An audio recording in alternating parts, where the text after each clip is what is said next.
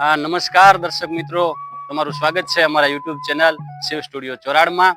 અને મિત્રો, આજે મારે વાત કરવાની છે વરાણાના મેળા. હા મિત્રો, વરાણાના મેળાની વાત કરીએ તો મહાસુદ એકમથી આ મેળાની શરૂઆત થાય અને મહાસુદ પૂનમ એટલે કે 15 દિવસ સુધીનો આ મેળો, જેને મિની કુંભ કહેવાય છે, આવો મેળો ગામ વરાણા સમી તાલુકાનું આ ખોડિયાર માતાજીનું મંદિર અને આ ખોડિયાર જયંતિ એટલે મહાસુદ આઠમ, ત્યાં ભવ્યથી ભવ્ય એમ કહેવાય કે લોકમેળાનું આયોજન થાય છે. સમગ્ર ગુજરાતમાં જે લોકમેળાઓ છે, તરણેતરના મેળા પછીનું જેનું નામ એક ચર્ચાનો વિષય છે, એવું વરાણા ખોડિયારમાંનું મંદિર જે સમી તાલુકામાં આવેલું છે. આ શ્રી ખોડિયારમાંના ઇતિહાસ વિશે થોડીક આપણે માહિતી મેળવશું. તો મિત્રો, ખોડિયારમાંના ઇતિહાસ વિશે વાત કરી તો રાજસ્થાનમાંથી જ્યારે ગુજરાતમાં માતાજી આવતા હોય ત્યારે વરાણા એક આહિરનું ગામ હતું અને આહિરના નેહડામાં આ શ્રી ખોડિયારમાં ત્યાં રોકાય છે. ત્યારથી કરી અને જે આ પરંપરા એક ખોડિયાર માતાજી સાથે જોડાયેલી છે.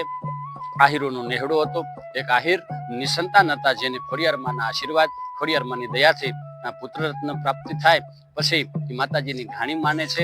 ઘાણી એટલે તલ અને ગોળ અથવા તલ અને સાંકળનું મિશ્રણ હોય, એ ઘાણી માની અને ત્યારથી કરી અને આજ સુધી પરંપરા ચાલી આવી છે કે મહાસુદ બીજની જે પહેલી ઘાણી હોય એ આહિર પરિવાર દ્વારા ચડાવવામાં આવે છે.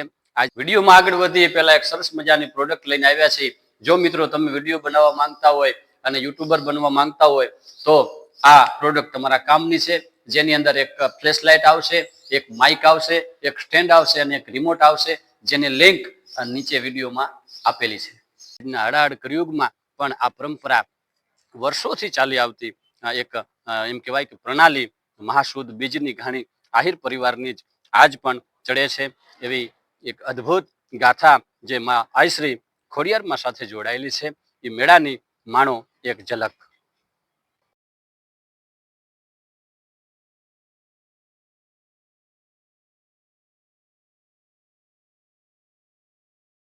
મિત્રો, વરાણાનો મેળો જેમાં 18 વર્ણના લોકો આવે છે, તેમાં વઢિયારની ધરતીની ઉપર આ મેળો ભરાય છે.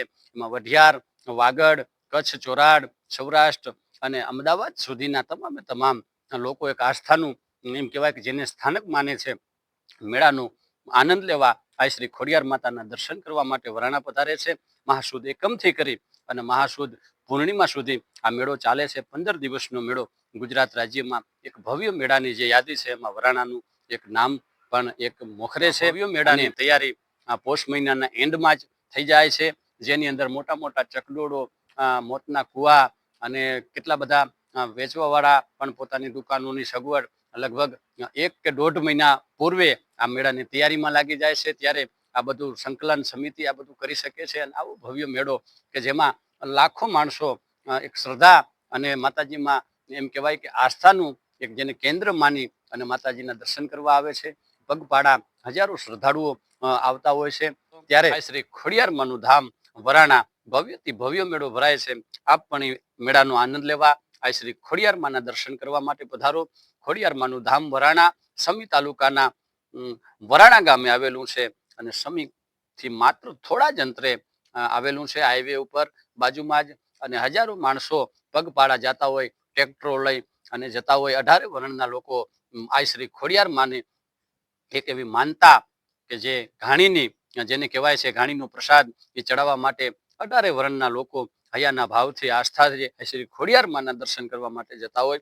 આપ પણ મેળાનું આનંદ માણવા અને આ શ્રી ખોડિયાર માના દર્શન કરવા માટે વરાણા પધારો. તો મિત્રો, આપને અમારો વિડીયો કેવો લાગ્યો? આપના પ્રતિભાવો કોમેન્ટ બોક્સમાં જણાવજો. અમારા વિડીયોને લાઈક કરજો, શેર કરજો અને અમારી ચેનલ શિવ સ્ટુડિયો ચોરાડને સબસ્ક્રાઇબ કરવાનું ભૂલતા નહીં.